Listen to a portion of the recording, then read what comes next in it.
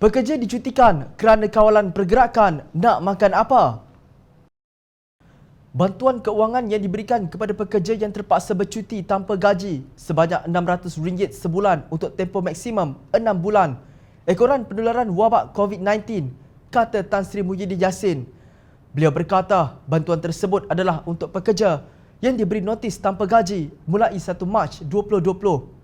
Kata Muhyiddin, bantuan itu layak untuk pencarum sistem insurans pekerjaan atau EIS dengan gaji tidak melebihi RM4,000 sebulan. Langkah ini membabitkan peruntukan RM120 juta seramai 33,000 pekerja disasarkan menerima faedah tersebut, katanya lapor bernama. Sementara itu, Menteri Sumber Manusia M. Saravanan berkata pekerja berhak mendapat gaji mereka sepanjang Perintah Kawalan Pergerakan yang akan berakhir pada 31 Mac 2020. Sepanjang tempoh Perintah Kawalan Pergerakan, majikan perlu membayar pekerja gaji dan allowance yang berkaitan, kecuali allowance yang berkaitan dengan kehadiran atau perjalanan, katanya dalam satu kenyataan. Bagaimanapun, pengerusi Biro Buruh DAP, A. Sivanison, berpendapat jaminan Saravanan sekadar untuk mengawal keadaan dan mententeramkan para pekerja yang terpinga-pinga mengenai nasib mereka.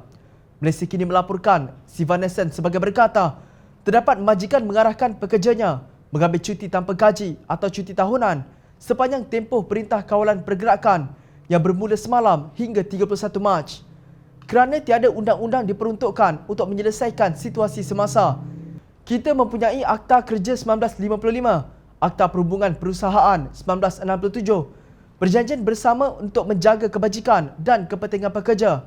Namun, tiada undang-undang dalam akta-akta ini yang memperuntukkan majikan wajib bayar pekerja sekiranya negara diumumkan Perintah Kawalan Pergerakan, katanya seperti dipetik. Kerajaan, kata Sivanison, tidak berkuasa untuk menghukum atau mengenakan denda terhadap majikan sektor swasta sekiranya tidak membayar gaji kepada pekerja sepanjang tempoh kawalan pergerakan itu. Menurut Ahli Dewan Undangan Negeri Sungai itu, hanya pekerja boleh mengheret majikan ke proses undang-undang, tapi kemungkinannya pekerja akan kalah kerana tiada undang-undang untuk menangani situasi semasa.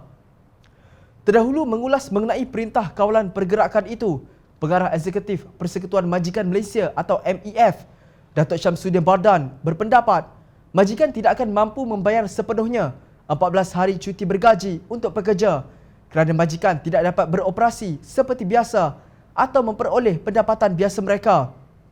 Bercakap kepada Oriental Daily, beliau mencadangkan majikan dibenarkan memberi kaki tangan 5 hari cuti tanpa gaji atau cuti tahunan. Pada 16 Mac lalu, Majlis Keselamatan Negara atau MKN memperkenalkan Perintah Kawalan Pergerakan bermula 18 Mac hingga 31 Mac 2020. Perintah berkuat kuasa selama 14 hari berkenaan, antara lain melibatkan penutupan semua premis kerajaan dan swasta kecuali yang terlibat dengan perkhidmatan penting negara. Mengapa hanya 33,000 pekerja sahaja yang menerima bantuan RM600? Secara ringkas, negara kita ada 13.3 juta pekerja swasta. Daripadanya, hanya 7.3 juta pencarum per keso. Baki 6 juta tidak bayar per keso. Jadi, bagaimana kerajaan nak bantu melalui per keso?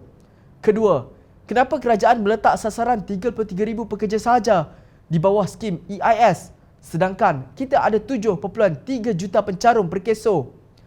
Ketiga dan paling penting, EIS hanya digunakan pakai bagi pekerja yang diberhentikan kerja atau retrenchment, bukan untuk kepada mereka yang dipaksa cuti tanpa gaji. Adakah Perdana Menteri tidak faham ini atau beliau tidak menjelaskan perkara ini secara terperinci? Soal Sivanison dipetik Malaysia Kini. Begitulah situasi tidak kompetennya Kerajaan Perikatan Nasional dalam menangani masalah berbangkit ekoran wabak COVID-19 setelah tempoh bergembira bermain golf hujung minggu berakhir.